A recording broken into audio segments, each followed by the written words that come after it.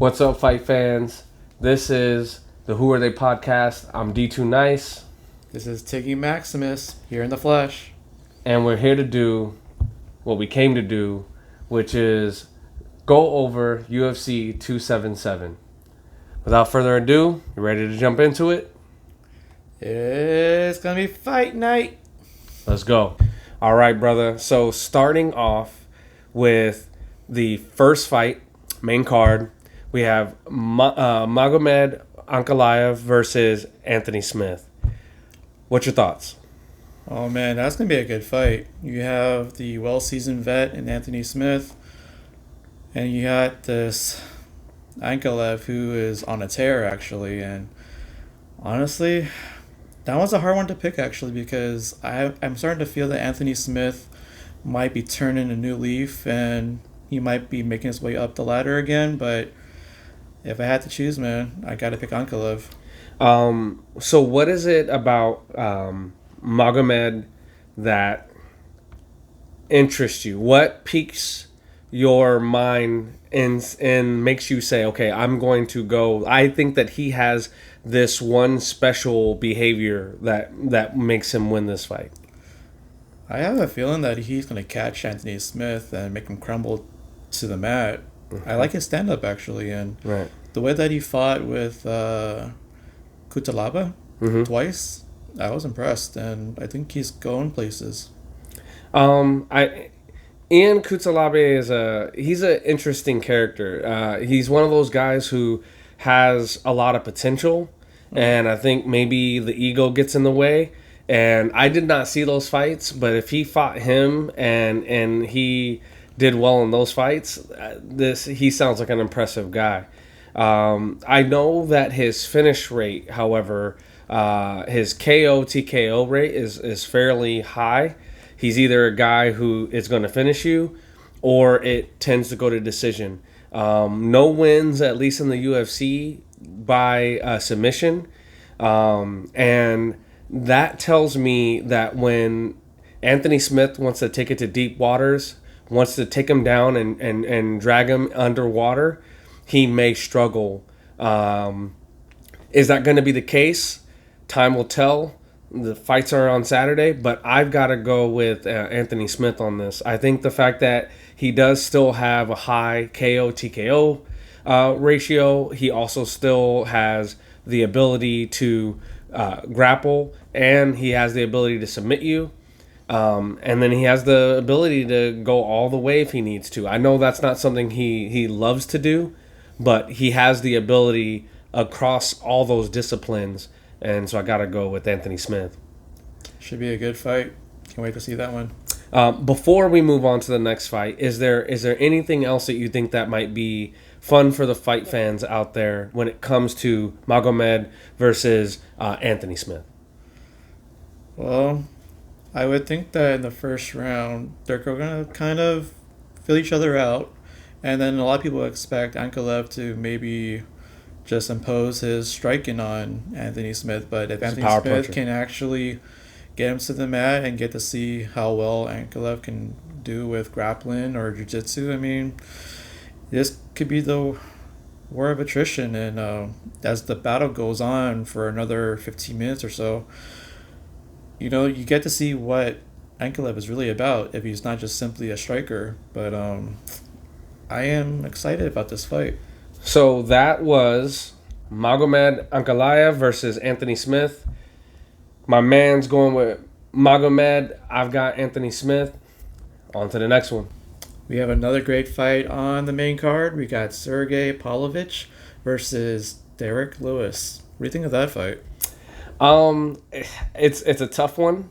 We know Mr. Swing and Bang always comes out to get the job done early. Not a big fan of the 5 rounders, so this should be right up his alley. It's tough. Sergey is not someone I'm too familiar with. 15-1. I think that this should be exciting. I don't think that the UFC is in the business of putting anyone up against guys in the top 5, top 6 that aren't going to put on a show. And at 15-1, I gotta think that Sergey is riding high off of his last fight, which was a win, and it should be exciting. I do think that Derek Lewis wants to prove something. I think he wants to prove that he belongs at the top of the division. It's really tough with him from time to time, because there's a lot going on in the mind of his. You can tell. Fighting in Houston is a tough thing for him. So I think it'll be fun. I think it'll be exciting, and I think someone's gonna get knocked out. What do you think? I like this fight. I really want Derek Lewis to bounce back after his loss to Tuivasa. Okay. But there's something about Sergey. I think he is going to be elusive in this fight, and he's going to frustrate Derek Lewis, and it actually might go to 3 rounds, all 3 rounds, and it might really wear on Derek Lewis. And honestly, if I had to pick someone to win this fight, I got Sergey by decision. So let me ask you this question then. Have you seen Sergey fight? I've seen a few fights. Okay, and typically an elusive fighter. Is that kind of how he fights? Is he a long, rangy kind of guy who likes to stay on the outside? Is he a John Jones type fighter? I think with the reach that he has, I think he's been using a lot of just distance striking, and so he's gonna be like getting in there, and then he's gonna get out of there, get in there, get out of there, and if he's smart enough, he wouldn't stay in the range of Derek Lewis for like a long period of time. Okay. And you know what happens when you stay in there in the pocket with Derek Lewis. Yeah, well, not very pretty. It's usually not. So short, sweet, and to the point. Who are you taking in this fight? I'm picking Sergey. Well, just because I love to be the antagonist here, and I hate going with this guy, I'm going to go with the UFC veteran, Mr. Swing and Bang. I got to go with Derek Lewis. I understand that sometimes he's a bit shaky, but it's Derek Lewis. You got to ride for the home team. So, on to the next one.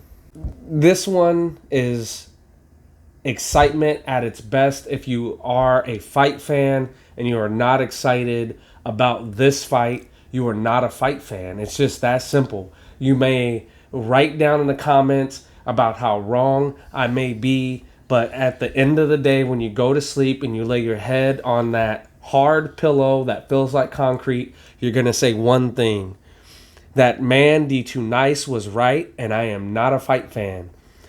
With that being said, let's introduce the co-main event.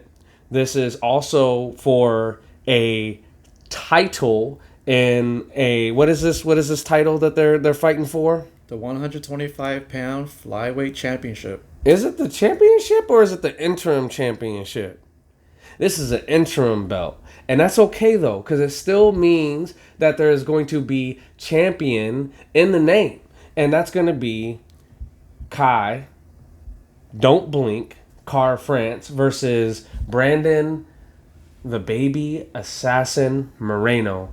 And this is going to be an exciting fight. You know, in this weight class, I think the thing that's super exciting about guys like this is that they've got cardio for days. Oh, yeah. But they still maintain power that's going to inflict damage. And as we've seen, especially in Kai Kara-France, he definitely has the ability to put your lights out.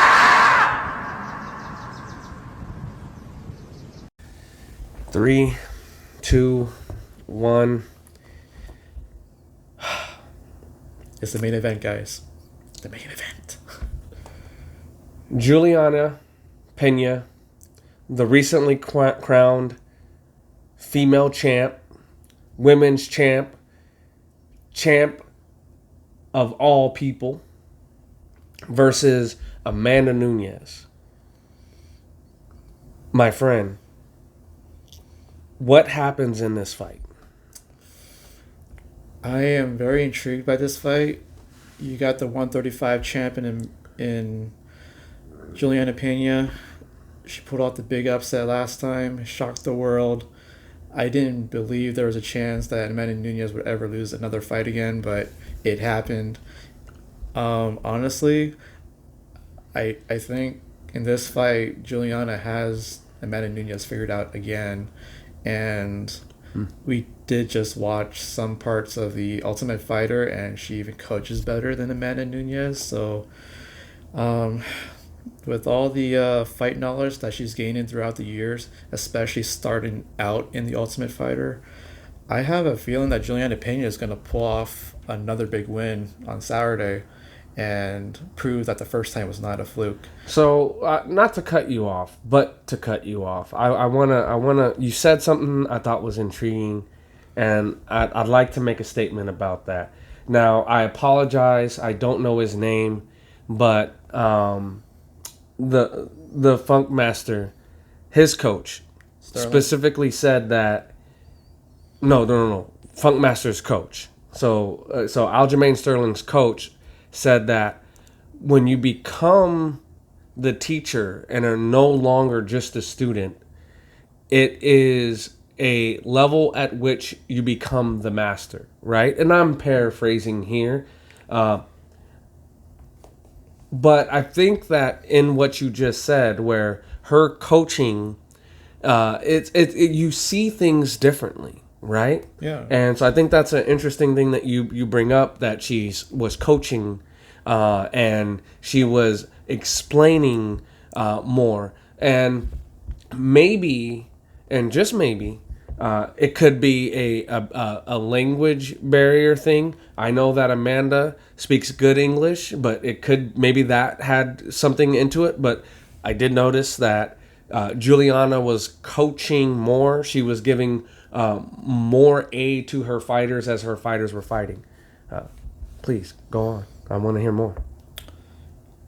With Juliana, not only is she starting to be great at coaching, but the fact that she's evolved so much with her fighting over the years, and I'm just so impressed that she's got to this point where she knows exactly which game plan to implement against someone who was supposedly almost unbeatable in the fight game. And I'm really liking how Juliana is going to possibly not only win this fight, but might be a champ for like the next few years. Well, let me first start by apologizing to absolutely no one.